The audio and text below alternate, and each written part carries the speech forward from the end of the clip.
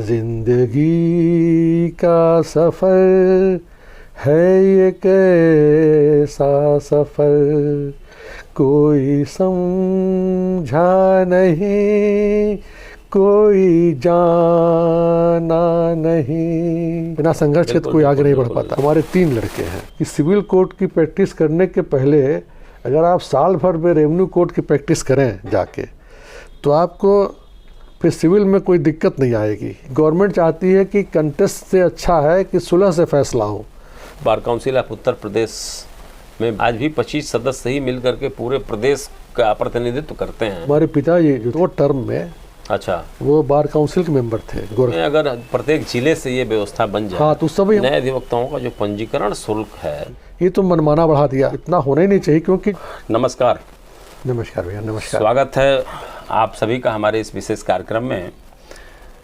दर्शकों, जो जीवन का कठिन समय होता है वो हमारी श्रेष्ठतम क्षमताओं को प्रकट कर देता है और बेहतर समय हमें अच्छी सुविधा प्रदान कर देता है, अच्छी वस्तुएं प्रदान कर देता है। लेकिन इसके अतिरिक्त जो अनुभवी और श्रेष्ठ व्यक्ति होते हैं, उनसे जब हम संपर्क में आते हैं तो वो ये बताते हैं कि कठिन समय में हमें कितना धैर्य का अनुपालन करना चाहिए और जब समय बहुत बेहतर हो तो बहुत इतराना नहीं चाहिए।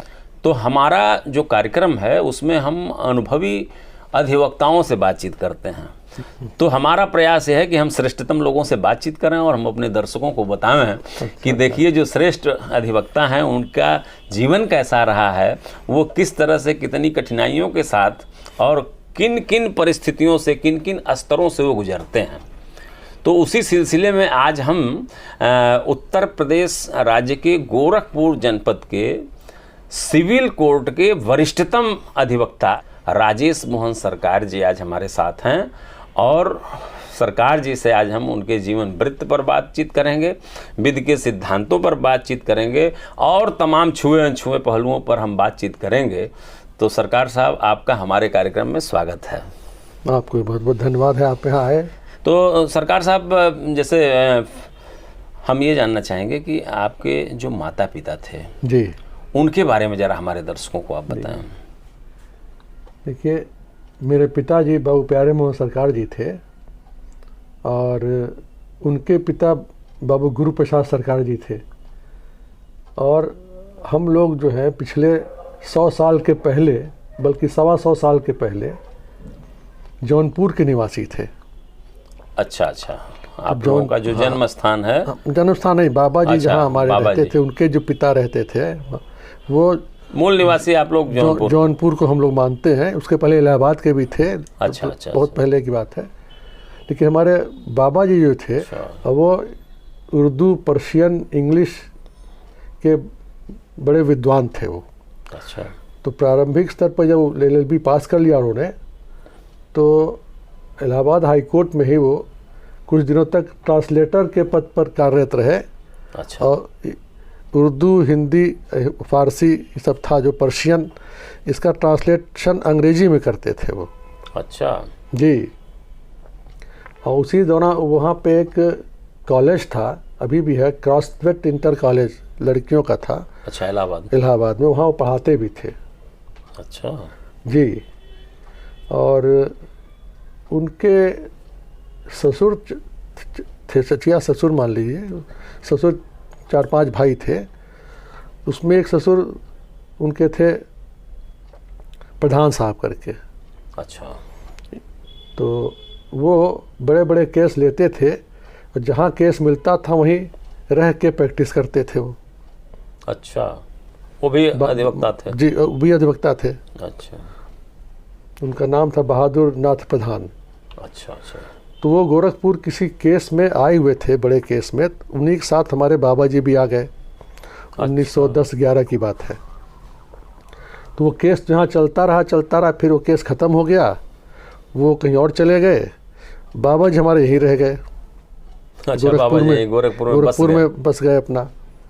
और वो सिविल के प्रैक्टिस बहुत मेहनती आदमी थे वो। और सब तो उस समय, अच्छा, हर एक अधिवक्ता को प्रारंभिक स्तर पर वो समझिए संघर्ष करना पड़ता है, संघर्ष करना पड़ता। बिना संघर्ष के तो कोई आगे नहीं बढ़ पाता। तो उन्होंने संघर्ष इतना किया कि कुछ ही समय में एकदम वो लाइमलाइट में आ गए। अच्छा। और उस समय यहाँ पर प्रख्यात वकीलों में बाबू सीसी दास का नाम बहुत मशहूर था, चारूचंद्र दास। तो वो उनके बारे में कहा जाता था कि वो बीमार रहते थे, उनको थोड़ा टीबी हो गया था, तो अधिक समय में तो भुवाली में रहते थे। अच्छा। जब यहाँ आते थे तो निकल नहीं पाते थे, उनके घर में जाके कोर्ट लग जाती थी। अच्छा, ये भी था। हाँ, तो बाबा जी उनके समकालीन थे, वो उनसे सीनियर थे, जूनियर थे। तो और इनका ये था कि उस समय जमींदारी प्रथा थी, तो बड़े बड़े जमींदार लोग भी हुआ करते थे, पैसे की उन लोगों के पास कमी नहीं रहा करती थी। बिल्कुल बिल्कुल। तो बाबा जी बहुत डाउन ट्रोडन थे और वो फीस बहुत कम लिया करते थे। और उस ज़माने में वो उनकी अधिकतम फीस 4 रुपये थी। अच्छा, बाबा जी के। और 4 रुपये से अधिक लेते ही नहीं थे वो। अच्छा। हमने यहाँ तक सुना कि अगर कोई जमींदार आया 100 रुपये दिया उनको, तो मुंशी कहते थे 96 रुपये वापस कर दो इनका। ये उनका कैरेक्टर था। और दूसरा जो कैरेक्टर उनका था, जो विशेषता हम कहना चाहेंगे सभी से, कि सुबह के टाइम पे अगर कोई मुवक्किल ने उनको अब उनकी फ़ीस दे दिया और उस केस में वो उस वक्त नहीं पहुंच पाए, जब पुकार हुआ अटेंड नहीं कर पाए, दूसरे केस में व्यस्त रहे, तो शाम को सबका पैसा वापस कर देते थे जहां नहीं पहुंच पाते थे। अच्छा। ये जो उनके में गुण था, ये रेयर था।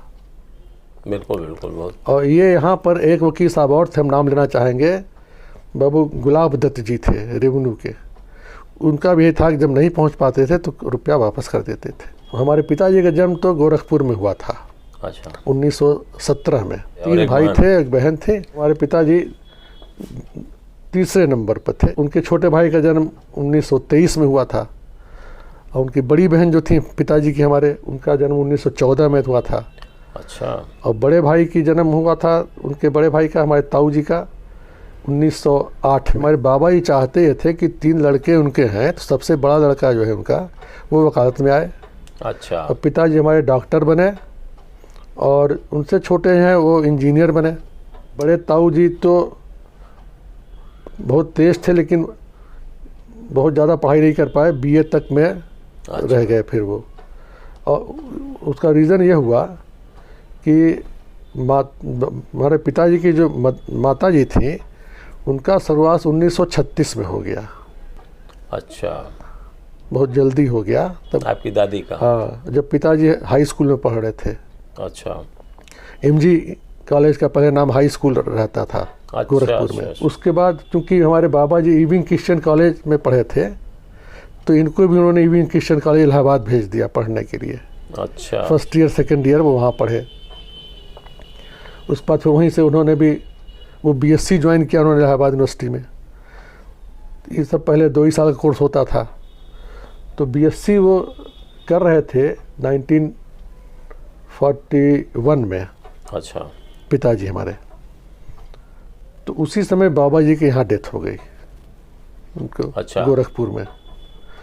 तो अब वो डॉक्टर वाला हिसाब उनका ख़त्म हो गया। और उस वक्त ऐसी कच्ची गृहस्थी थी बाबा जी के मृत्यु के समय कि बड़े भाई साहब भी कुछ उस वक्त कर नहीं रहे थे। अच्छा। लेकिन बाबा जी का नाम इतना हो चुका था कि उनके जो कुलीग लोग थे, उन्होंने किसी तरह से उन ताऊ जी का नौकरी जो है, बाबू गिरधर दास यहाँ पे रईस थे। अच्छा। उनके यहाँ बतौर मैनेजर के रखवा दिया था। अच्छा जी। तो उस वक्त जॉइंट फैमिली थी, तो बड़े ताऊ जी ने सबको सहारा दिया। अच्छा। अच्छा। और उस वक्त उनके एक छोटे भाई थे फादर के हमारे, उनका नाम लाल मोहन सरकार जी। वो भी उस समय समझिए कि हाई स्कूल में थे जब बाबा जी की डेथ हुई। अच्छा। तो हमारे फादर ने फिर BSc करने के बाद लॉ करना शुरू किया, इलाहाबाद यूनिवर्सिटी में लॉ करने लगे। अच्छा। फिर वो, क्योंकि बाबा जी की प्रैक्टिस तो 41 तक थी, फिर तो गैप पड़ गया। तो पिताजी 43 में LLB किया उन्होंने इलाहाबाद से। अच्छा। फिर वहाँ ट्रेनिंग लिया 6 महीना 8 महीना। फिर 1944 में ये गोरखपुर आके अच्छा। अपना प्रैक्टिस शुरू किया। और उस वक्त उनके छोटे भाई भी इंटर में पढ़ रहे थे, उनको उन्होंने रुड़की से इंजीनियरिंग कराया। अच्छा। हाँ, छोटे भाई साहब को। और फिर धीरे धीरे उन्होंने अपनी प्रैक्टिस शुरू किया गोरखपुर में 44 में। अच्छा, 44 में पिताजी ने। अच्छा। और इत्तेफाक से उसी साल का मेरा जन्म है, 44 का। 44 का। तो 1944 से लेकर के और 2018 तक थे आपके पिताजी। हाँ, 2 जनवरी 18 में मतलब एक्सपायर किए। 43 से समझिए तो उन्होंने इलाहाबाद में प्रैक्टिस शुरू किया, ट्रेनिंग वगैरह में 1 साल। अच्छा। वहाँ पे उनके गुरु थे, हाँ, सेहत बहादुर लाल श्रीवास्तव थे इलाहाबाद में। बहुत डिस्ट्रिक्ट कोर्ट में प्रैक्टिस करते थे वो।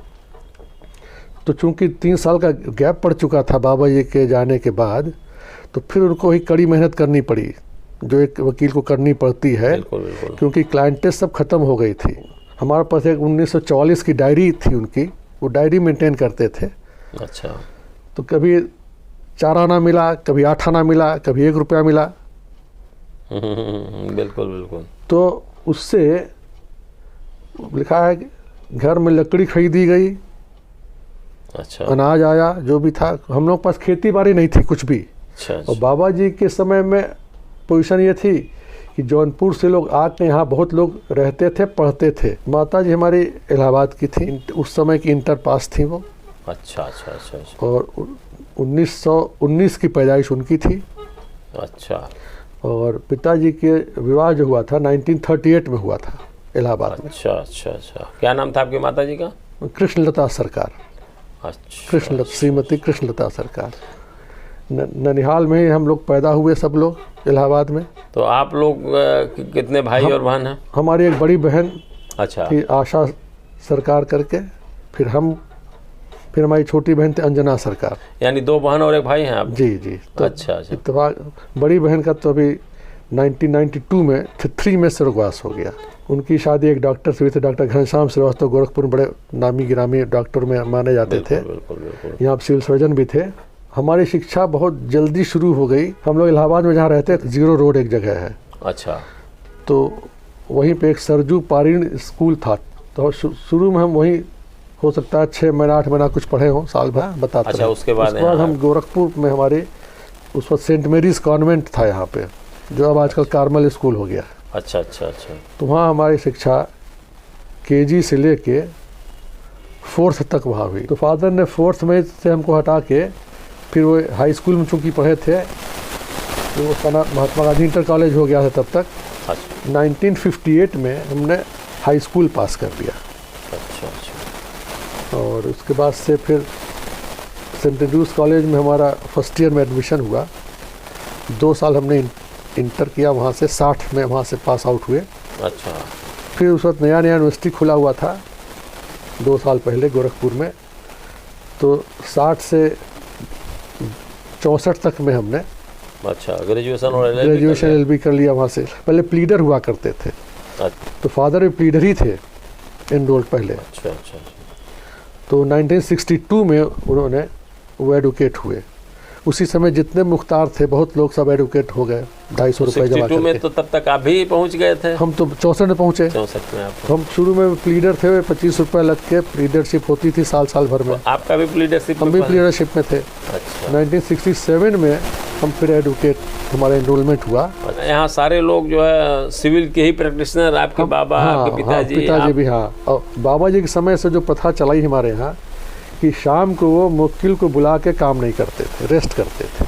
वही प्रथा हमारे फादर ने भी, जो पापा जी कहते थे, उन्होंने वही प्रथा चलाई। शाम को कभी काम नहीं करते थे वो, और घर के सदस्यों के साथ एंजॉय करते थे। सबसे अच्छी बात ये थी कि सिविल कोर्ट में प्रैक्टिस करने की वजह से उनको जून भर छुट्टी मिल जाती थी, और दिसंबर में भी 8 दिन छुट्टी मिल जाती थी। तो इस दिन में वो पूरे परिवार को लेके कहीं कहीं चले जाते थे। जैसे ननिहाल चले गए, अपने छोटे भाई के यहाँ चले गए, बहन के यहाँ चले गए, या नहीं कुछ मिला तो पहाड़ों पे चले जाते थे सबको लेके। शादी आपकी कब हुई? शादी हमारी 1969 में हुई, गोरखपुर में हुई। गोरखपुर में एक अच्छी फैमिली थी बाबू केशव प्रसाद जी की। अच्छा। वो भी बहुत यहाँ के क्रिमिनल के बड़े नामी वकीलों में थे। 1937-38 के आसपास सिविल कोर्ट में सिल्वर जुबली चैम्बर बन रहा था। अच्छा अच्छा। आज भी है वो। तो वहाँ पे करीब 27 कमरे बने। तो उस वक्त 500-500 रुपये दे के एक एक कमरा उन लोगों ने को मिल रहा था, मतलब ओनरशिप में। अच्छा। और वो जो ज़मीन थी वो उत्तर प्रदेश सरकार की नजूल लैंड थी। उन्होंने सीधे एडवोकेट्स के नाम से वो पट्टा कर दिया उसका। अच्छा। उसी पे इन लोगों ने बिल्डिंग बनवाई, आज भी जो है। तो हम लोग का नंबर था 11 नंबर। तो हम लोग कमरा नंबर 11 में हमारे बाबा जी थे। अच्छा। फिर पिताजी भी जब प्रैक्टिस शुरू किए वो भी उसी में आए।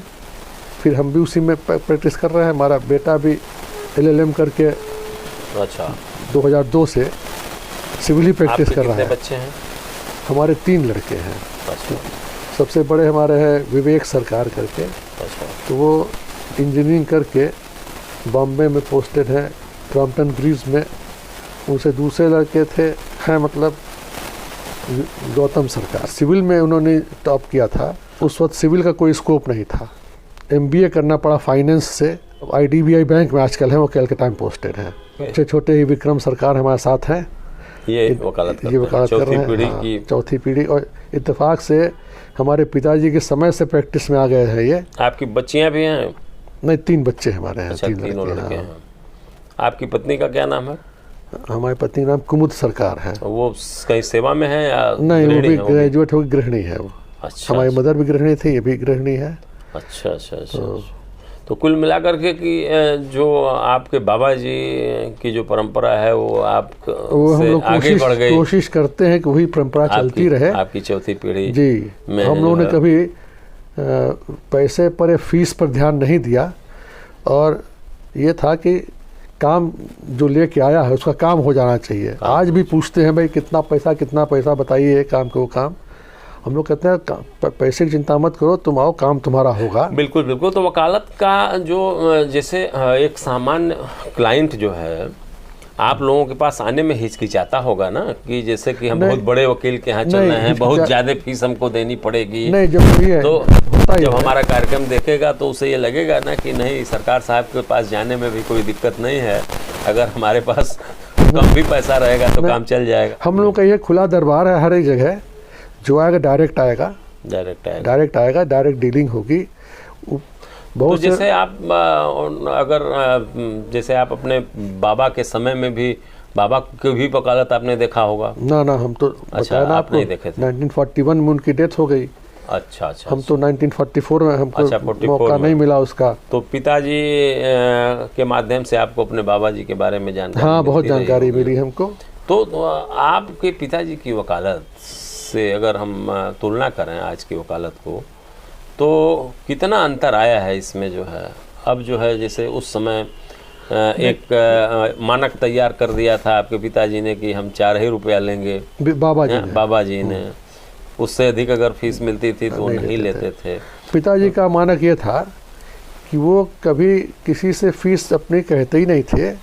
और जो फीस हमने भी देखा, अपने टाइम में भी देखा, हम तो उनके साथ, हमको भगवान का शुक्र है कि हम उनके साथ 1964 से लेके उनके लाइफ टाइम तक साथ प्रैक्टिस किए हैं। हम जब प्रैक्टिस में आए तो हम पहले, हमारे एक सीनियर थे यहाँ के बड़े प्रतिष्ठित एडवोकेट में, पंडित बब्बन मिश्रा जी सीनियर। तो वो कचहरी के बगल में आगे चारूचंदपुरी के बगल में रहते थे। अच्छा। और हम लोग जब प्रैक्टिस शुरू किए तो गोरखनाथ में हम लोग रहते थे। अच्छा। मोहल्ले में। तो वहाँ से उनका मकान लगभग 3 किलोमीटर पड़ता था। तो हम लोग सिंसियरली प्रैक्टिस करना चाहते थे, तो पिताजी भी सिंसियरली चाहते थे। अच्छा अच्छा।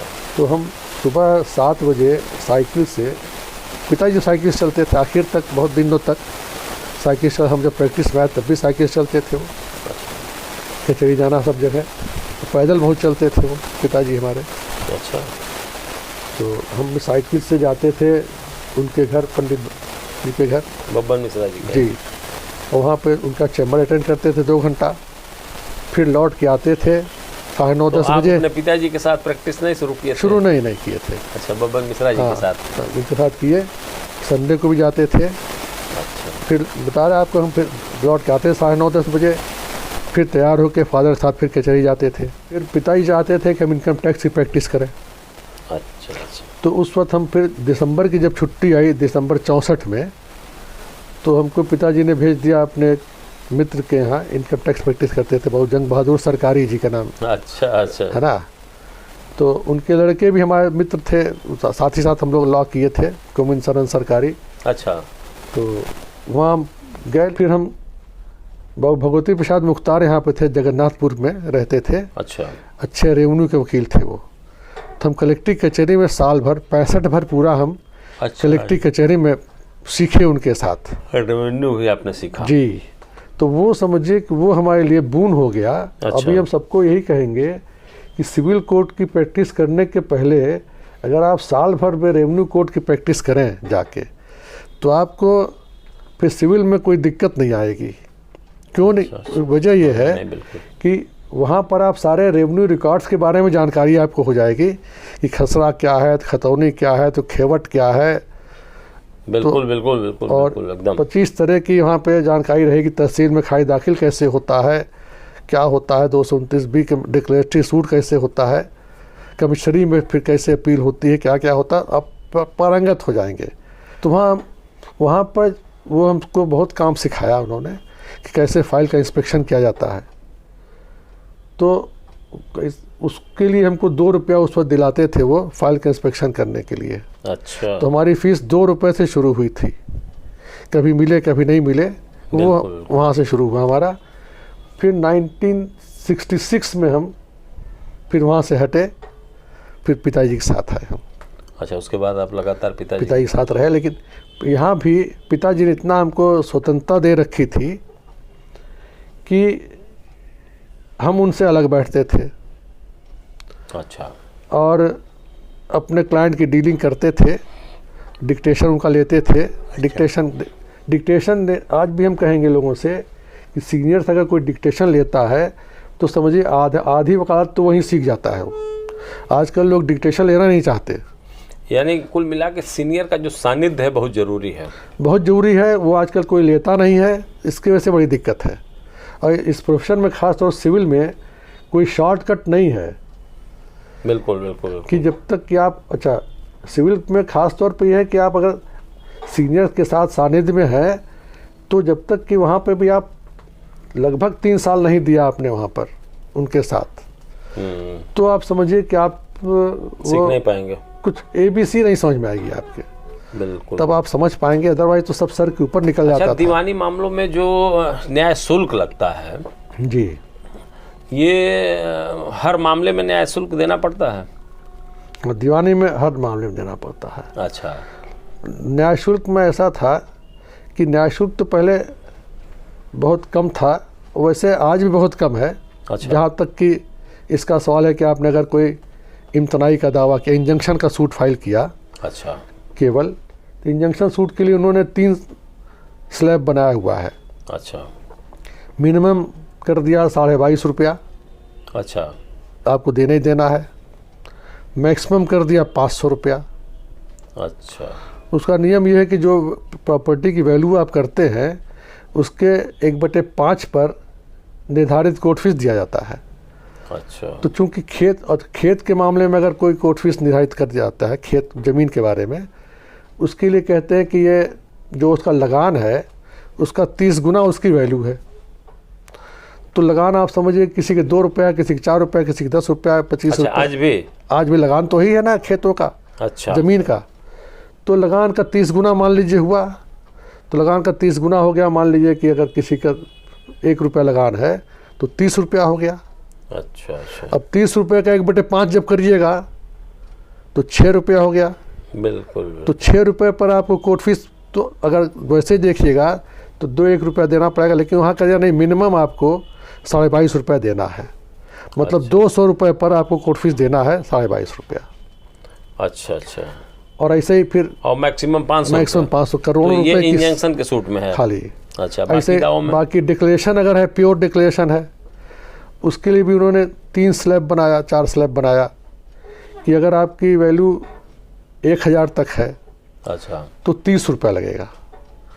अगर 2000 है तो 50 रुपये लगेगा, 10,000 है तो 100 रुपये लगेगा, अच्छा, उसके ऊपर है तो 200 रुपये लगेगा।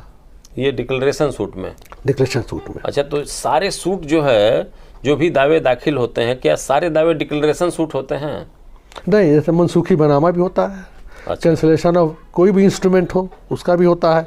अच्छा, अब अच्छा, ये डिक्लेरेशन वाले में भी सिंपल डिक्लेरेशन है आपका विदाउट कॉन्सिक्वेंशियल रिलीफ, अच्छा, तब तो आप 30 रुपये 50 रुपये दे के छुट्टी पा जाएंगे। लेकिन जहाँ आपने उसमें कॉन्सिक्वेंशियल रिलीफ भी उसके साथ मांगा, अच्छा, उसके साथ कुछ और रिलीफ मांगा, तो फिर आपको उसी वैल्यूएशन पर एड वैलोरम कोर्ट फीस देनी पड़ जाएगी। अच्छा, तो वो बहुत भयंकर हो गया है। भयंकर इस माने में कि एड वैलोरम कोर्ट फीस का मामला ये हो गया कि वो उन्होंने एक स्लैब बना दिया। अच्छा, स्लैब ये कर दिया, उसका भी कोई नियम नहीं है कि कितना लगेगा। अच्छा, तो 30,000 तक तो नियम बनाया उन्होंने, अच्छा, 30,000 तक का नियम बनाया कि इतना रुपये आपको ये देना पड़ेगा। 30,000 के ऊपर कर दिया। 30,000 वैल्यू अगर है, वैल्यू है आपके तो उसकी मुकदमे वैल्यू, के। हाँ, अगर वैल्यू 30,000 है तो आपको लिख दिया इतना देना पड़ेगा। अच्छा, वो लगभग 2700 के आसपास, 3,000 के अच्छा। आसपास, माने 10% मानिए मोटा मोटा। मान के चलिए 10%। उसके ऊपर जब आप जाते हैं तो हर 500 रुपये पर 37.5 रुपया कोर्ट फीस देना पड़ेगा। अच्छा, उसके बाद हर 500 रुपया जैसे ही बढ़ेगा तो 37.5 37 रुपया बढ़ता है। 1,000 बढ़ा, 1,000 हुआ 75 रुपया। अच्छा, माने क्या हुआ कि 75 रुपया 1000, उसके बाद आपको कोर्ट फीस देना है। देना। माने क्या हुआ, 1 लाख पर आपको, पहले 1 लाख पर जब आए, क्योंकि आपने 30,000 पे दे दिया, बाकी जब आप आए तो वहाँ हो गया कि 1 लाख तक तो फिर आप वही जो है तो जोड़ते जाएंगे, तो वहाँ आ गया 500 रुपये। 1 लाख पर लिख दिया उन्होंने कि 7,907 रुपया 50 पैसा। अगर आपको 1 करोड़ का दावा करना है तो मोटा मोटा आपको 75,000, 1 करोड़ पर 7.5% जोड़ लीजिए, तो 7.5 लाख रुपया देना पड़ेगा टिकट। अच्छा, कैंसिलेशन ऑफ इंस्ट्रूमेंट जो है, ये इसमें कौन कौन से दावे आते हैं? इसमें जैसे कि किसी ने बैनामा कर दिया, अच्छा, किसी ने गिफ्ट कर दिया, दान कर दिया, धोखा दे के कुछ कर दिया, अच्छा, और फ्रॉड कुछ हो गया, या किसी ने वसीयत कर दिया, उसमें फ्रॉड है कुछ, अच्छा, तो उसके लिए आपको कैंसिलेशन कराना पड़ता है, उसकी मनसूखी। उसकी मनसूखी कराना पड़ता है। तो मनसूखी के लिए है कि अगर प्योर एंड सिंपल ज़मीन के बारे में है आपका वो डीड, अच्छा, तो उस पर तो और वैल्यू बनामे की मान लीजिए, या गिफ्ट डीड की वैल्यू जो उन्होंने कर दिया 5 लाख कर दिया, तो बनामा 5 लाख में हुआ, अच्छा, और आप उसकी कैंसिल करना जा रहे हैं आप, तो आपको 5 लाख पर कोर्ट फीस नहीं देना पड़ेगा। क्यों? क्योंकि वो लैंड है तो रेवेन्यू पेइंग लैंड है। तो अच्छा, फिर भी आज जैसे आपको बताया कि उसके रेवेन्यू अगर 2 रुपया का उसका लगान लगता है तो उसका 30 गुना 60 रुपया हो गया। अच्छा, तो 60 रुपये पर आपको टिकट देना पड़ेगा 6-7 रुपया। तो 5 लाख का डीड है और आप 6-7 रुपया दे के मुकदमा दाखिल कर दे रहे हैं। दाखिल कर देते हैं। लेकिन अगर उसी में कोई मकान है, मान लीजिए उस डीड में 5 लाख में कोई मकान बिका, तब आपको 5 लाख पर देना पड़ेगा। अच्छा, मकान के समय पूरा अगर मकान का अगर वैल्यू। मकान का बैनामा है और उसकी कीमत 5 लाख है या 10 लाख है, 1 करोड़ है, जो भी है, उसमें फिर आपको बहुत कोर्ट फीस देनी पड़ जाएगी। उसमें फिर कोई बचत नहीं है। ये बहुत विडम्बना है। ये अगर किसी के साथ धोखा हुआ, मान लें, बिल्कुल बिल्कुल बिल्कुल। और आजकल वैल्यू तो आप देख रहे हैं, हर चीज़ की कीमत इतनी बढ़ी हुई है। 50 लाख 1 करोड़ तो मामूली चीज़ है किसी मकान की। बिल्कुल बिल्कुल। तो अगर 50 लाख का आपका है तो आपको 50 लाख पर आप सोच लीजिए 7.5%। बिल्कुल। उसमें थोड़ी सी कुछ राहत मिलती है, कहीं कहीं केस ला ये आया है उसमें कि ऐसे केसेस में मकान का जो असेसमेंट होता है जलकर गृह कर के लिए, अच्छा, उसमें जो एनुअल वैल्यू दी होती है मकान के, जिस पर टैक्स लगता है, उसके आप 25 गुना को वैल्यू मान लीजिए। अच्छा, तो उसमें राहत ये मिल जाती है कि कोई मान लीजिए कि वैल्यू 50 लाख की है किसी मकान की, लेकिन टैक्स उसका एनुअल वैल्यू 25,000 है, अच्छा। तो 25,000 का आपने 25 गुना किया, जो वैल्यू आई उस पर आपको फिर वही 7.5% अच्छा देना पड़ जाएगा। तो वो कुछ तो राहत हुई, क्योंकि 50 लाख पर तो समझिए कि बिल्कुल कितना देना पड़ जाएगा। अच्छा, कोर्ट से फीस वापसी का भी प्राविधान है क्या? कोर्ट फीस वापसी का प्रावधान तब है, वो भी आजकल आ गया है, जब आपका लोक अदालत से या सुलहनामे से अच्छा, आप दोनों पक्ष सुलह कर लें और फिर फैसला कर लें, क्योंकि गवर्नमेंट चाहती है कि कंटेस्ट से अच्छा है कि सुलह से फैसला हो। सुलह का जो फैसला होता है वो परमानेंट होता है, अपील नहीं होती है उसकी अपील नहीं होती है, और दोनों पार्टी फिर सौहार्दपूर्ण तरीके से शांतिपूर्वक फिर रहते हैं। बिल्कुल। और क्योंकि अपील दर अपील होते हो तो उस पर किसी को तो इसको सेटिस्फेक्शन नहीं होता। प्रोत्साहन करने के लिए कि जल्दी से जल्दी मामला खत्म हो, हाँ, तो आपको अगर सुलह करके फैसला कराते हैं तो जो कोर्ट फीस आप दिए हुए हैं, वादी ने जो कोर्ट फीस दिया है अच्छा। वो वापस हो जाता है उसको फिर। अच्छा, इसके प्राविधान है, सीपीसी में भी है और लीगल अथॉरिटी एक्ट है उसमें भी है। अच्छा, एक्स पार्टी निर्णय के बारे में जरा सा हम जानना चाहेंगे। कोई भी एक्स पार्टी प्रोसीडिंग जो शुरू होती है जी, तो एक्स पार्टी कब ऐसी नौबत आती है कि जब कोई मामला एक्स पार्टी हो जाता है? इसमें प्रतिवादी को मान लीजिए जानकारी नहीं हो पाती है, तभी होता है ऐसा? जी जी। तो क्या क्या है इसका स्टेज जो है? देखिए, जो हम लोग को जो एक्सपीरियंस हुआ अभी तक में, एक्स पार्टी जो होती है वो वही प्रतिवादी के नहीं आने पर होती है। नहीं आने पर वो दो तरह से होता है।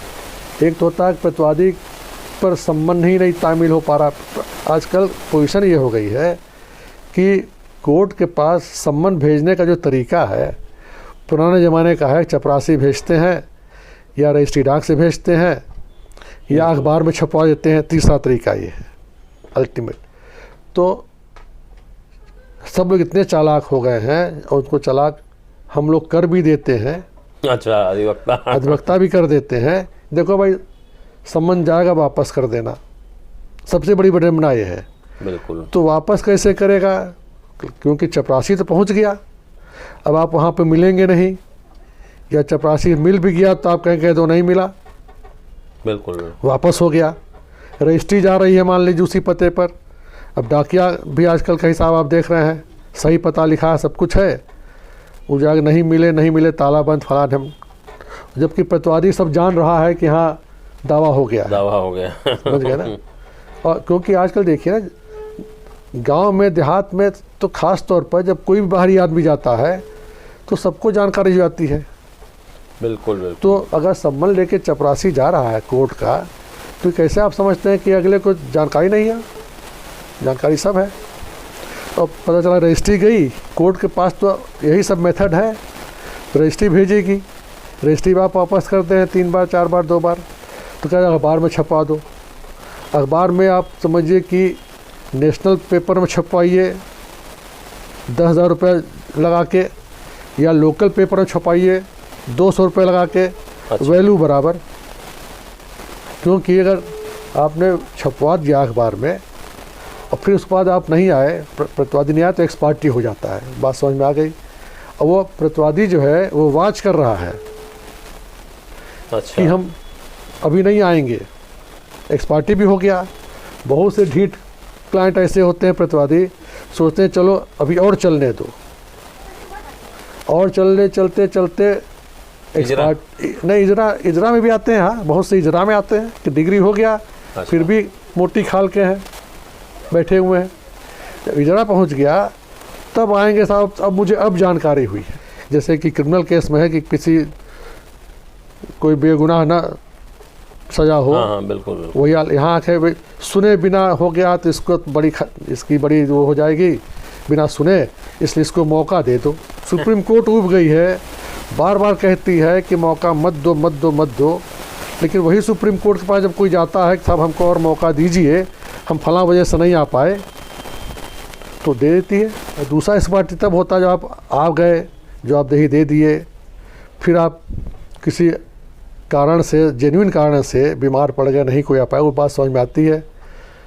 लेकिन फिर आप बहुत से होते हैं लिटिगेंट कि भाई झेलाएंगे ऐसे ही, कभी हमेशा गायब होते रहेंगे। और एडजर्नमेंट की बात यह है, पहले एक बीच में भी आया कि 3 एडजमेंट से अधिक नहीं मिलेगा। अच्छा, तो वो भी कुछ दिन चला, वही ऊपर जाने पर फिर अरे भाई दे दो मौका, दे दो मौका, दे दो मौका। हम आपको बताएं कि हाई कोर्ट बहुत चाहती है कि जल्दी हो जाए। बिल्कुल। और बहुत से केसेस में उन्होंने क्या किया कि साहब इसकी डे टू डे हियरिंग कीजिए, डे टू डे हियरिंग कीजिए, तो वो भी आ गया। अब यहाँ सुनिए, डे टू डे हियरिंग हो गई। अब हियरिंग तो आपकी 4-5 ही स्टेज है हियरिंग की, उसको आप कितना लेंदी कीजिएगा। तो उसके बाद डे टू डे हियरिंग भी 4 साल 5 साल चल रहा है। तो हर केस में एक क्लाइंट चाहता है जल्दी, एक क्लाइंट चाहता है देर। बिल्कुल। तो अब इसमें हमारा जो ओपिनियन है, कोर्ट को सामंजस्य बैठाना चाहिए। जैसे मान लीजिए अस्थाई लोक अदालत बन गई, जी, कॉमर्शियल कोर्ट बन गया, मोटर क्लेम बन गया, पारिवारिक न्यायालय बन गए, तो ये सब मामले पहले सब उसी में जाते थे, सारे दीवानी के ही मामले होते थे। तो ये जो न्यायालय अलग अलग स्थापित हुए हैं, तो इससे इन मामलों के निस्तारण में कुछ लाभ हुआ है या उसमें भी इस तरह की जो मेरे विचार से तो लाभ नहीं हुआ है। अच्छा, इसलिए नहीं लाभ हुआ है, इतना जटिल बना दिया इन्होंने कि जैसे कमर्शियल कोर्ट मान लीजिए आया, कमर्शियल कोर्ट में उन्होंने कैटेगरी बना दिया कि कितने टाइप के केसेस जो होंगे कमर्शियल कोर्ट में होंगे। तो यहाँ तक बात समझ में आती है। अब उसके बाद भी आप प्रोसीजर ये बना दिया कि आप डायरेक्ट जो मुकदमा करना है, जैसे हम लोग सिविल कोर्ट में डायरेक्ट मुकदमा कर दिए कमर्शियल नेचर का। बिल्कुल। अब क्या कर दिया उन्होंने, कमर्शियल नेचर केस को आप डायरेक्ट वहाँ नहीं कर पाएंगे, पहले आप प्री लिटिगेशन सेंटर में आ जाइए। अच्छा, जैसे आप बता रहे हैं ना। हाँ, प्री लिटिगेशन सेंटर। तो प्री लिटिगेशन सेंटर में कैसे आ जाइए, तो वहाँ पे भी एक निर्धारित कोर्ट फीस कर दिया कि 1000-1200 रुपये का आप यहाँ बैंक अकाउंट में यहाँ पैसा जमा कीजिए, तब उस पार्टी को बुलाएंगे। तो साल 6 महीना वहाँ पे कोशिश करेंगे, तो वो आपका साल 6 महीना गया।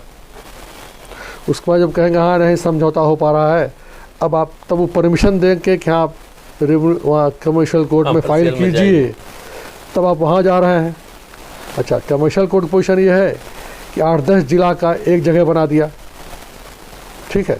बिल्कुल। तो अब 8-10 जिले में जो 10 अधिकारी काम करते, वो एक अधिकारी काम कर रहा है, और जो 10 जिले के लोगों को यहाँ आना पड़ रहा है गोरखपुर, उनका दिक्कत हो रहा है। क्योंकि जो काम उनका बस्ती में हो जा रहा था, देवरिया में हो जा रहा था, महाराजगंज हो जा रहा था, कहीं भी थे, अब सब सेंट्रलाइज कर दिया 10 जिले का, मान लीजिए गोरखपुर। बिल्कुल। तो वो हमको लगता है ये नहीं ठीक है। दूसरी चीज़ सबसे बड़ी क्या किया उन्होंने कि मान लीजिए कि कमर्शियल कोर्ट आज उन्होंने बैठा दिया, और पेंडिंग केस जो उस नेचर के हैं उसको भी आपने ट्रांसफ़र कर दिया, स्टैंड ट्रांसफ़र कर दिया। तो वो पता चला कि हज़ारों केस 10 जिले के वहाँ से बंद हो गया जहाँ चल रहा था। अब बंद हो के यहाँ के डंप हो गया, यहाँ पड़ा हुआ है। अब इनके ऊपर इतना भार पड़ गया तो बात वही पड़ी, पेंडेंसी हो गई। बिल्कुल। तो कुल मिलाकर के जो कमर्शियल क्षेत्र के जो मामले हैं उसमें कोई बहुत रिलीफ नहीं मिल पाई ना। मोटर क्लेम वगैरह में तो आसानी हुई है। एक और बताएं हम कि एक सीपीसी में एक प्रावधान दिया है कि जल्दी मुकदमा हो जाए, समरी ट्रायल एक होता है, समरी नेचर केस होते हैं। अच्छा। उसके लिए एक ऑर्डर बना दिया, और उसमें कुछ टाइप के केसेस जो है जब कमर्शियल कोर्ट नहीं आता, निर्धारित कर दिया ऐसे ऐसे केसेस इसमें आएंगे।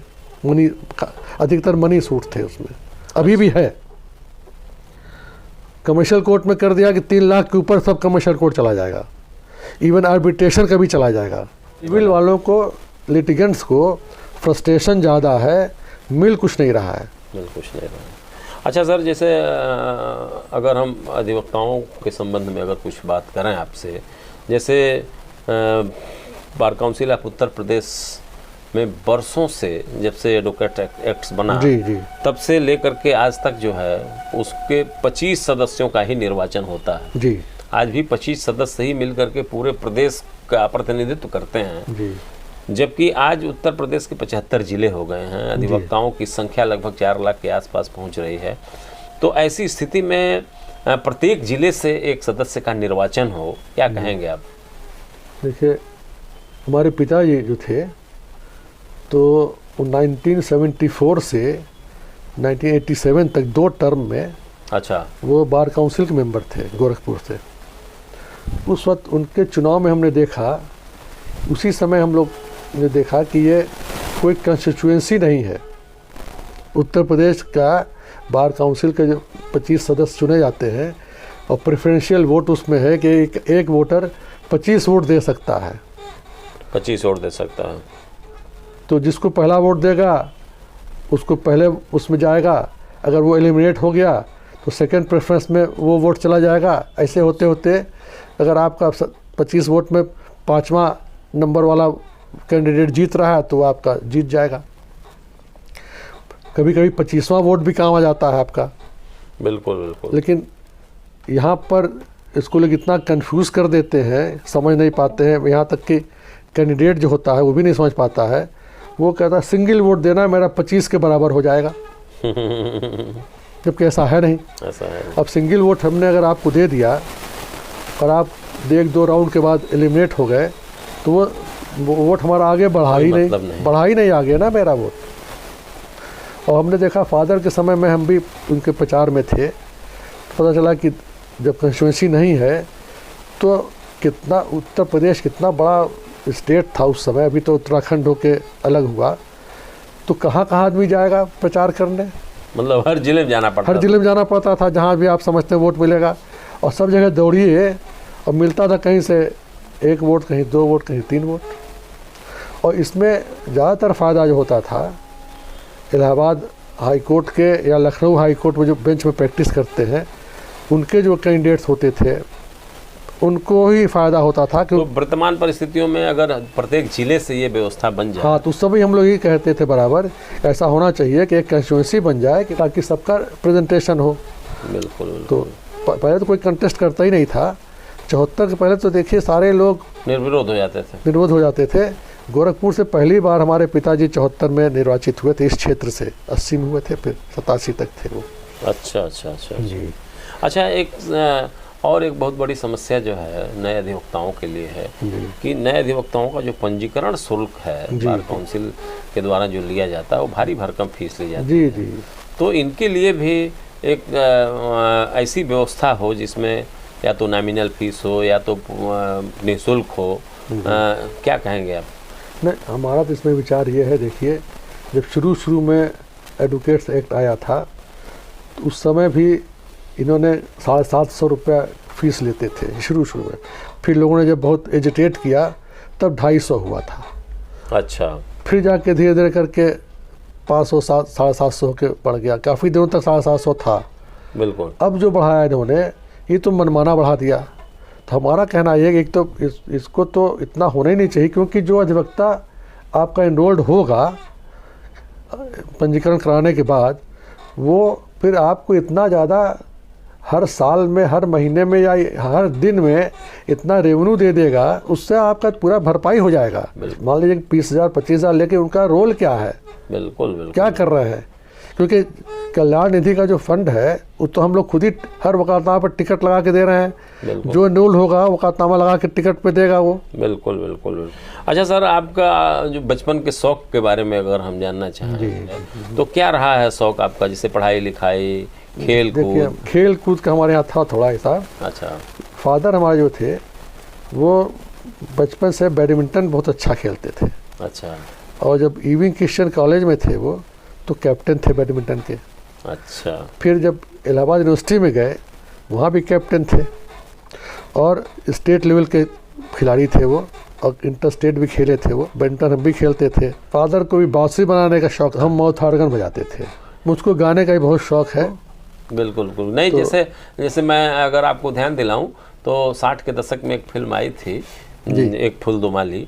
उसका गाना था कि तुझे सूरज कहूँ या चंदा, तुझे दीप कहूँ या तारा, मेरा नाम करेगा रोशन जग में मेरा राज दुलारा।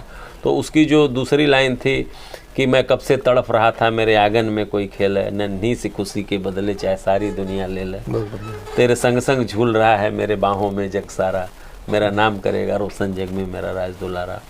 तो उसमें एक अगली लाइन है कि आज उंगली पकड़ के तेरी तुझे मैं चलना सिखलाऊं, कल हाथ पकड़ना मेरा जब मैं बूढ़ा हो जाऊं, तो मिला तो मुझको मिल गया जीने का एक सहारा। और आखिरी लाइन में है कि मेरे बाद भी इस दुनिया में जिंदा मेरा नाम रहेगा, जो भी तुझको देखेगा तुझे मेरा लाल कहेगा, मोहम्मद रफ़ी गाया हुआ तेरे था। रूप में मिल जाएगा मुझको जीवन दोबारा, मेरा नाम करेगा रोशन जग में मेरा राज दुलार। तो उस समय की जो गीत हुआ करते थे उसमें कुछ ऐसे संदेश छिपा, दर्शन छिपा होता था। तो इस तरह के कोई गीत जो आपको भी जो है प्रेरणा प्रदान करते हैं? बचपन में हम गाने का बहुत शौक हमको था। जैसे मुकेश हुए, मोहम्मद रफ़ी हुए, मन्ना डे, किशोर कुमार, अच्छा, ये सब को हमारा शौक होते होते कॉपी हम करने लगे। अच्छा। अभी आपको बताएं हम कि जो कोरोना काल हुआ, कोविड काल में, तो हमारे ग्रैंड डॉटर है, उसने हमको एक ऐप लोड करके दे दिया, स्टार मेकर करके। अच्छा, स्टार मेकर पे अच्छा ये है, उसमें वर्डिंग आ जाती है और बैकग्राउंड म्यूजिक आ जाता है। अच्छा, और आप उसको गुनगुनाइए। हम उसको आप गाइए, तो उसको हम अभी उसका शौक हमें लग गया। अच्छा, क्योंकि शाम को हम लोग कुछ काम नहीं करते, क्लाइंट के बुलाते नहीं, और अब हमारी भी जिस समय 80वां चल रहा है। अच्छा, तो घर ही पर रहना होता है। तो कौन सा गाना आप गुनगुनाते हैं? नीरज बाबू का था, अच्छा, कारवां गुजर गया जब बार देखते रहे, एक था। बिल्कुल बिल्कुल। एक था जिंदगी का सफ़र, तो बहुत बढ़िया गाना हमको लगता है। एक आखिरी सवाल के रूप में, मैं जो नए लड़के जो विधि के क्षेत्र में अपना भविष्य बनाना चाहते हैं, तो उनके लिए कितना बेहतर भविष्य है वकालत, विशेष तौर से सिविल का जो क्षेत्र है, क्या कहेंगे आप? बहुत बेहतर क्षेत्र है, और हम तो कहेंगे कि सिविल से अच्छा कोई क्षेत्र नहीं है जिसमें कि आपको समाज में इज्जत भी मिलती है सिविल में, और आपको ज्ञान की बड़ी वृद्धि होती है। हम तो ये कहेंगे कि वास्तव में मेहनती हैं तो उनके लिए समझ लीजिए कि 2-3 साल के अंदर वो लाइमलाइट में आ जाएंगे और उनको इंटरेस्ट भी आ जाएगा। शुरू में लोग सिविल से भागते हैं कि इंटरेस्ट नहीं आता। बिल्कुल बिल्कुल। बाद में जब एक बार इंटरेस्ट आ जाता है तो फिर वो उससे अच्छा फिर उनको कुछ लगता नहीं। होता यह है कि उसको शर्माना नहीं चाहिए किसी भी सीनियर से पूछने के लिए, और सीनियर तभी भी अच्छे लोग हैं कि आपको बिना किसी झिझक के अच्छी राय दे देंगे, आपसे उसका कोई चार्ज भी नहीं करेंगे। और दूसरी राय ये करेंगे कि 2 साल 3 साल ट्रेनिंग लेने के बाद उनको चाहिए कि अलग हो जाएं और अलग काम करें। उनसे राय बात लेते रहें, लेकिन उनकी अलग इंडिपेंडेंट आइडेंटिटी होनी चाहिए, तभी हो पाएगा। नहीं तो फिर वो सीनियर के पीछे रहते रहते फिर वो आगे नहीं बढ़ पाएंगे। कुल मिलाकर के चुनौतियों को अपने जीवन में स्वीकार करना चाहिए। हरिवंश राय बच्चन की वो पंक्तियां हैं कि लहरों से डर कर नौका पार नहीं होती। जी जी जी। कोशिश करने वालों की कभी हार नहीं होती, कभी हार नहीं। और केस लॉ की स्टडी जरूर करें और अपना नोट अलग बनावें। हर पॉइंट पे जो उनको समझ में आता है उस पॉइंट, जैसे ज्वलंत होता है, जैसे अमेंडमेंट है, अमेंडमेंट कब अलाउ होना चाहिए, कब नहीं अलाउ होना चाहिए। आप बिल्कुल, क्योंकि आप कभी अमेंडमेंट के पक्ष में खड़े होते हैं, कभी अमेंडमेंट के विपक्ष में खड़े होते हैं, तो आपको दोनों जानकारी होनी चाहिए। इसी प्रकार कोई भी केस आप पढ़ते रहें तो ऑटोमेटिक कभी न कभी उस नेचर केस आपके पास आएगा, तो वो केस लॉ आपके काम आएगा। बहुत बढ़िया। दर्शकों, आपने देखा, धन्यवाद सर, आपने राजेश मोहन सरकार जी ने बहुत बेहतर तरीके से अपने जीवन वृत्त के बारे में, अपनी चारों पीढ़ियों के बारे में तो आपने बेहतर तरीके से बताया ही, लेकिन वकालत के जो सूत्र आपने बताए, अगर उसको हम आत्मसात करते हैं, या हमारी जो आने वाली पीढ़ी है जो भविष्य इसमें अपना तराशना चाहती है, वो अगर इसको आत्मसात करती है तो निश्चित रूप से उसका भविष्य उज्जवल होगा। सरकार साहब, आपने अपना अमूल्य समय निकाला। वकील जो होता है वो अपने मुवक्किल के प्रति इतना वफादार रहता है कि अपना सब कुछ देने को तैयार रहता है, उसका देता भी है। बिल्कुल बिल्कुल। तो सरकार साहब, आपने अपना अमूल्य समय निकाला और हमसे बातचीत किया और हमारे दर्शकों को बेहतर बातें बताई, इसके लिए आपको बहुत बहुत धन्यवाद।